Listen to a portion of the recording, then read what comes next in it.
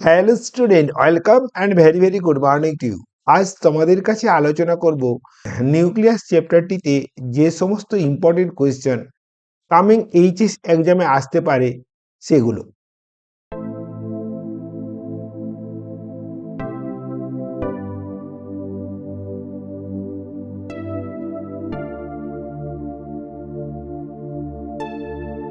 সাজেশনে যাওয়ার আগে এইচএস এর আগে তোমাদের কি কি করণীয় সেগুলো বলবো। দেখো, ডিস্ট্রাকশন ফ্রি হয়ে পড়াশোনা করতে এবং মোর ফোকাসড ওয়েতে পড়াশোনা করার জন্য তোমাদের যে ফেসবুক বা ইনস্টাগ্রাম অ্যাকাউন্ট আছে সেখান থেকে তোমরা কুইট করে যাও। তাই তোমরা ফোকাসড ওয়েতে পড়াশোনা করতে পারবে এবং তোমাদের অনেক টাইম সেভ করতে পারবে।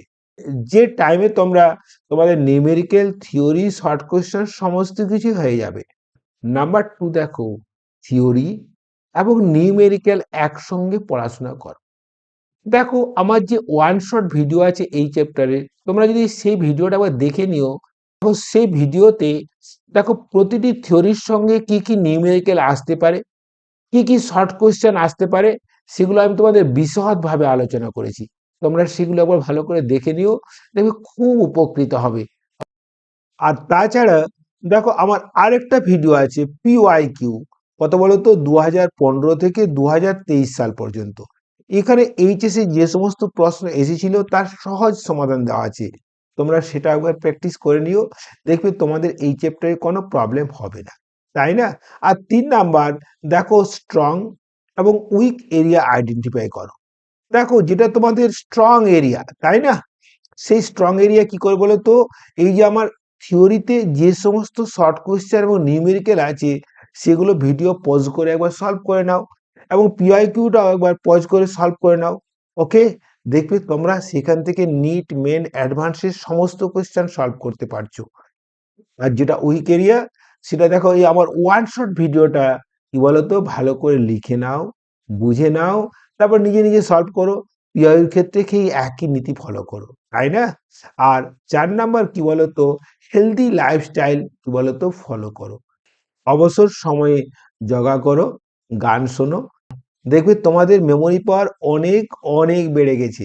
আর 5 নাম্বার, দেখো দিনের একটা নির্দিষ্ট সময়ে তোমরা পরীক্ষা দাও। এই পরীক্ষা দিলে তোমরা নতুন নতুন কোয়েশ্চেনের সঙ্গে পরিচিত হতে পারবে, কিরকম অ্যান্সার লিখতে হয় সে একটা অভ্যেস গড়ে উঠবে, যাতে পরীক্ষা হলে আর আননেসেসারি কোনো চিন্তা করতে হবে না, তখন গিয়ে লিখলেই হলো। আর লাস্ট নাম্বার, দিনের শেষে 5 মিনিট প্লাস 5 মিনিট সময় রাখো।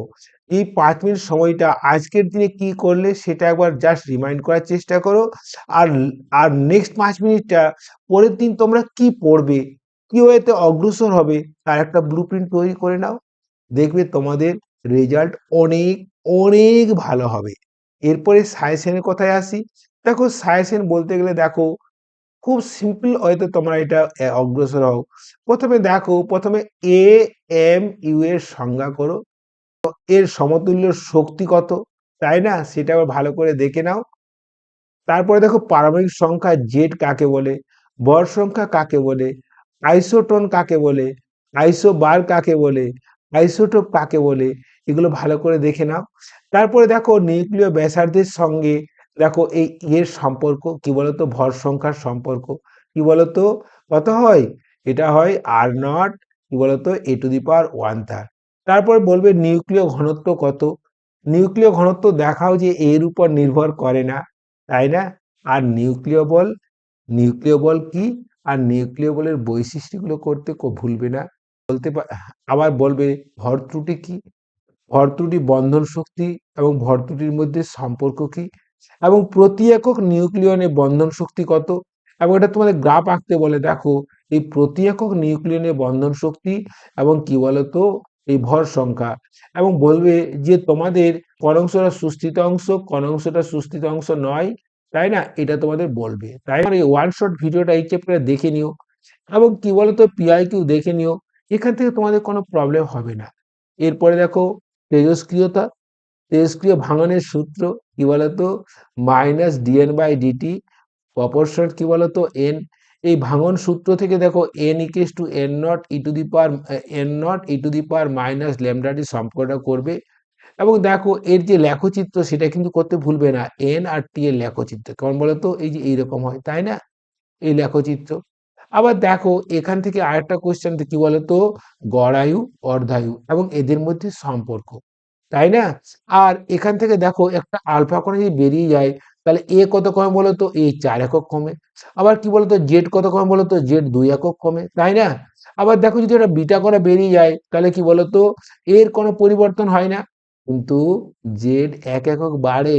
আর গামার ক্ষেত্রে তোমরা জানো তো এটা শক্তির আবার গামা তো তোমরা জানো একটা শক্তির প্যাকেট। গামা যদি বেরিয়ে যায় তাহলে কোনো কিছু পরিবর্তন হয় না, তাই না?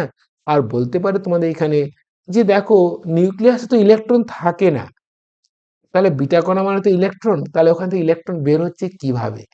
আর গামা রশ্মি নিঃসরণের কারণ জিজ্ঞেস করতে পারে। আর কি বলতো, নিউক্লিয় ভাঙন ও সংযোজন করবে। আর নিউক্লিয় সংযোজনের পূর্বে নিউক্লিয় ভাঙন অবশ্যই করতে হবে, এটা তোমরা ব্যাখ্যা করতে ভুলবে না। লাইক শেয়ার কমেন্ট করতে ভুলবে না। আর ভিডিওটা যদি তোমাদের উপকারে আসে আমার চ্যানেলটি সাবস্ক্রাইব করে নিও। ওকে, মেনি মেনি থ্যাঙ্কস।